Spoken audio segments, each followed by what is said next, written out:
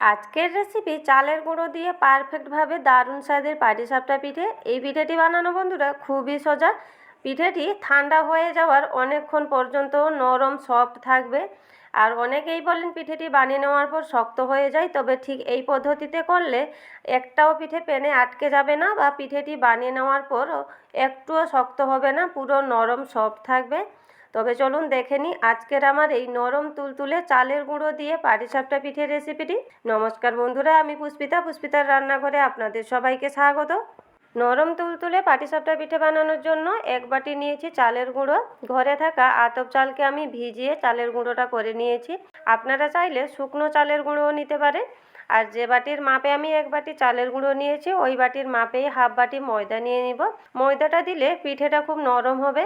আর দিয়ে দিব পরিমাণ মতো লবণ আর চিনিটা এখানে আপনারা বেশি কমও করে নিতে পারেন। এরপর সমস্ত কিছু খুব ভালোভাবে মিশিয়ে নিব। এখানে আমার সমস্ত কিছু ভালোভাবে মিশিয়ে নেওয়া হয়ে গেছে। আর নিয়েছি 1 কাপ উষম গরম দুধ। তবে একেবারে না দিয়ে অল্প অল্প করে দিয়ে একটা পাতলা ব্যাটার রেডি করে নিতে হবে।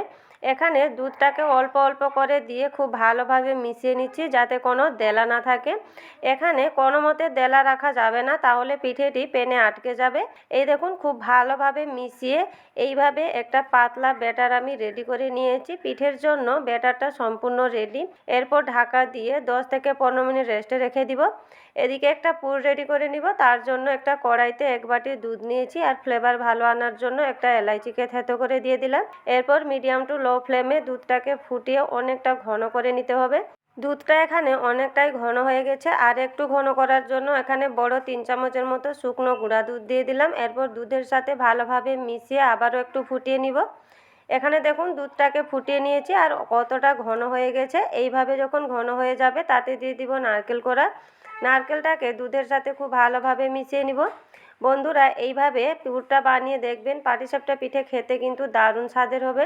নারকেলটা দুধের সাথে মিশিয়ে নেওয়ার পর এখানে 1 বাটি গুড় নিয়েছি, আর গুড়টাকে আমি একটু গ্রেট করে নিয়েছি। এরপর খুব ভালোভাবে সব কিছুর সাথে গুড়টাকে মিশিয়ে নিব। গুড়টা মিশিয়ে নেওয়ার পর দেখুন পুরটা আরও অনেকটা পাতলা হয়ে গেছে।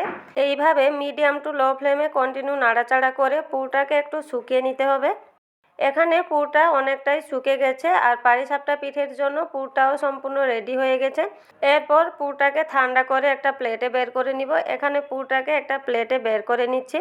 আর এদিকে যে ব্যাটারটা আমি ঢাকা দিয়ে রেখেছিলাম খুব সুন্দরভাবে সেট হয়ে গেছে। এই দেখুন, ব্যাটারটা পিঠের জন্য ঠিক এইভাবেই বানিয়ে নিতে হবে। বেশি পাতলা নয়, বেশি ঘন নয়, ঠিক এইভাবেই পাতলা রেখেই ব্যাটারটা রেডি করে নিতে হবে।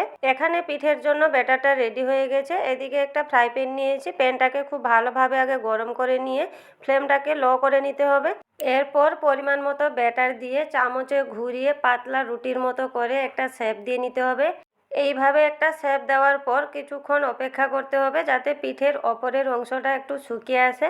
আর ফ্লেমটাকে লো থেকে মিডিয়াম টু লো করে নিতে হবে।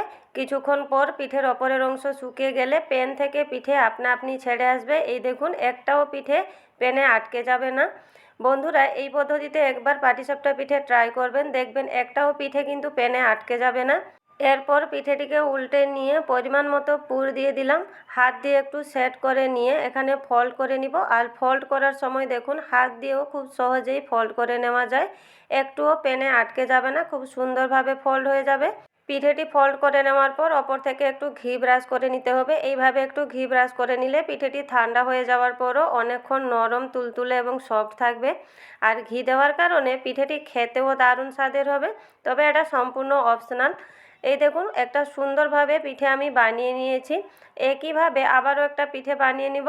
ফ্রাই প্যানটাকে খুব ভালোভাবে গরম করে নিয়ে লো করে নিতে হবে। এরপর একটু তেল দিয়ে টিস্যু দিয়ে মুছে নেওয়ার পর তাতে পরিমাণ মতো ব্যাটার দিয়ে এইভাবে চামচে ঘুরিয়ে একটা পাতলা রুটির মতো করে গোল করে শেপ দিয়ে নিতে হবে।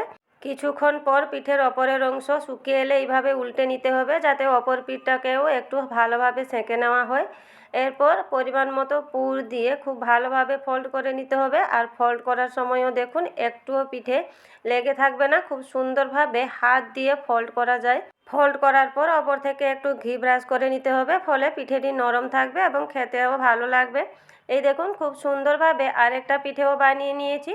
আর এখানে একইভাবে পরপর পিঠেগুলো বানিয়ে নিব। আর দেখুন দেখতে কতটা সুন্দর লাগছে, পিঠেগুলো দেখেই বোঝা যাচ্ছে কতটা নরম আর কতটা সফট হয়েছে।